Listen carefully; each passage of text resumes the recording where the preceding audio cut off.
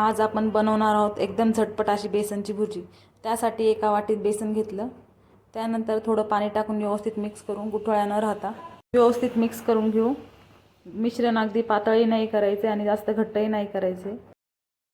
तुम्ही बघू शकता व्यवस्थित मिश्रण तयार झालेलं आहे। अशा पद्धतीने मिश्रण तयार करून घ्यायचे आहे। त्यानंतर आता एका कढईत तेल टाकू। तेल तापल्यानंतर त्यात जिरे, मोहरी, कढीपत्ता टाकून घेऊ। व्यवस्थित मिक्स करून घेऊ। त्यानंतर बारीक चिरलेला कांदा टाकून घेऊ।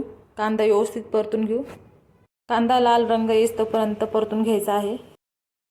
भाजीला जर काही नसेल तर अशी बेसनची भुर्जी करून खा, एकदम मस्त लागते। कांदा व्यवस्थित परतून झालेला आहे। आता त्यात बारीक चिरलेला टोमॅटो टाकून घेऊ। एक बारीक चमचा आलं लसूणची पेस्ट टाकू आणि व्यवस्थित मिक्स करून घेऊ। टोमॅटो व्यवस्थित मिक्स करून घ्यायचा आहे। आपल्या चॅनलवरती ना मी अगदी साध्या सोप्या रेसिपी टाकत असते, त्यामुळे ना चॅनलला आजच सबस्क्राईब करा। टोमॅटो व्यवस्थित परतून झालेला आहे। आता त्यात मसाले टाकून घेऊ। त्यासाठी मी ते हळद टाकली, लाल मिरची पावडर, काळा मसाला, एव्हरेजचा मटन मसाला, तुमच्याकडे असतील ते मसाले तुम्ही टाकू शकता। आता मसाले व्यवस्थित परतून घेऊ। व्यवस्थित परतून झाल्यानंतर त्यात थोडं पाणी टाकून अजून व्यवस्थित परतून घेऊ, तेल सुटेपर्यंत। मसाले अगदी व्यवस्थित परतून घ्यायचे आहे। तुम्ही बघू शकता मसाले अगदी व्यवस्थित परतलेला आहे। मस्त असं तेल सुटलेलं आहे। आता व्यवस्थित मिक्स करून घेऊ पुन्हा। त्यानंतर तयार केलेलं बेसनाचं मिश्रण टाकून घेऊ। ह्या मिश्रणामध्ये पुन्हा पाणी घालायची गरज नाहीये।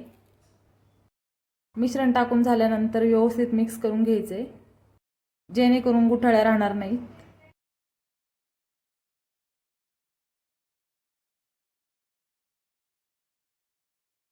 आता चवीनुसार मीठ टाकून घ्यायचे। मीठ टाकून झालेलं आहे। आता व्यवस्थित मिक्स करून घेऊ। त्यानंतर बारीक चिरलेली कोथिंबीर टाकून घ्यायची।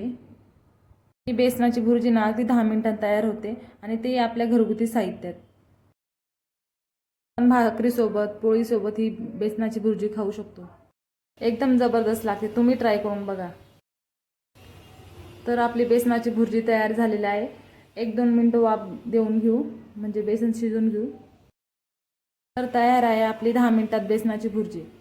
तर कशी वाटली रेसिपी कमेंटमध्ये नक्की सांगा आणि व्हिडिओ आवडल्यास व्हिडिओला लाईक, शेअर आणि चॅनलला सबस्क्राईब नक्की करा। आणि बेसनाची भुर्जी भाकरीसोबत किंवा पोळीसोबत सर्व करा।